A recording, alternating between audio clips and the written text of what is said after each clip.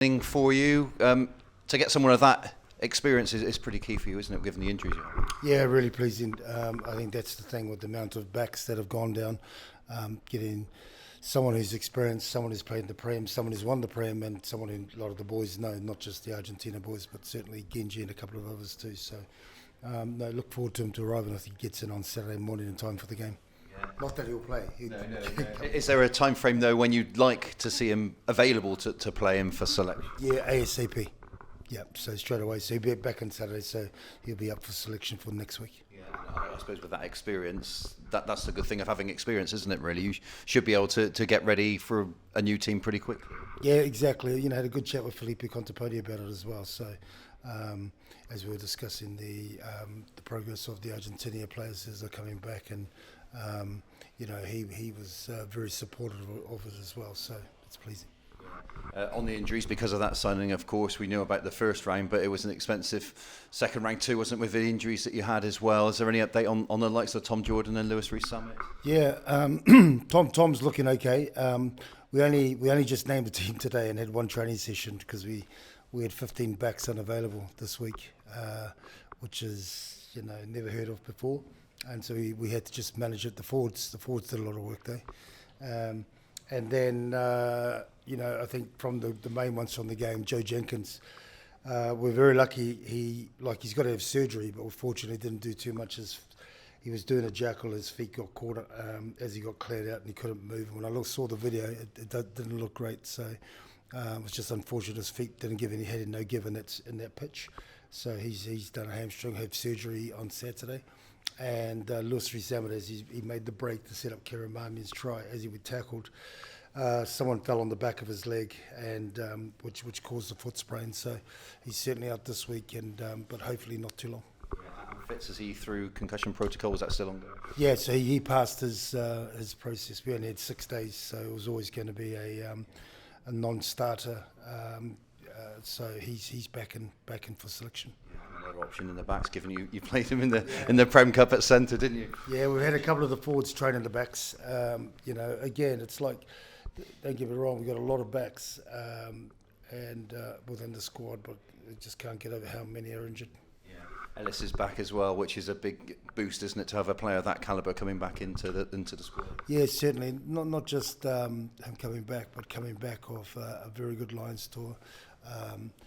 He's even in the couple of weeks beforehand, he's helped the team before the Leicester game, before the Sarries game, and now, he's excited to be involved and get out on the pitch now. Yeah.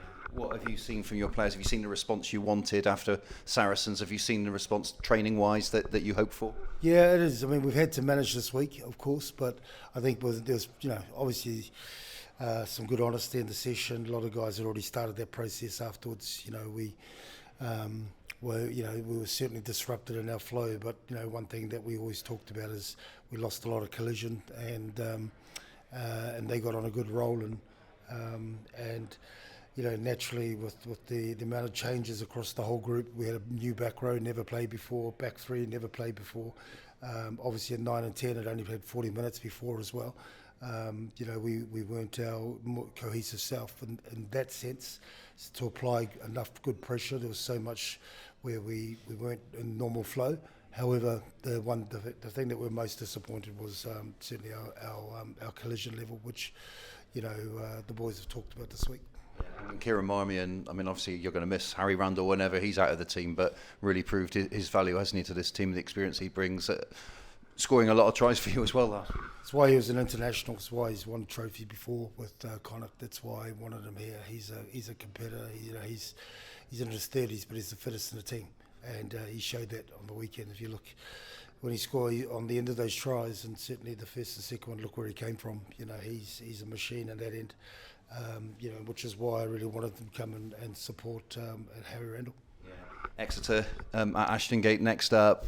What have you made of Exeter's start? They look a different animal this year, don't they, to they did last year? Yeah, they're going really well, and we always said they would. They were too good a team to be where they were, and Rob's, rightly so, been very vocal about his expectations, and Rob's done a brilliant job of bringing Exeter to where they were, to where they got to, and and he was, it was clear for all of us to see he wasn't happy with the standards. So there was always going to be an improvement from where they were the last couple of years, and we've seen that already. So we're under no illusion how tough this game will be, and they've got off to a good start, and they enjoy coming to Ashton Gate too. Yeah, and of course they got a player back from a long-term injury himself, Imani Fayo-Waboso, who's well informed, isn't he, to start the season as well? Yeah, both wingers are. They got Henry Slade looks good too.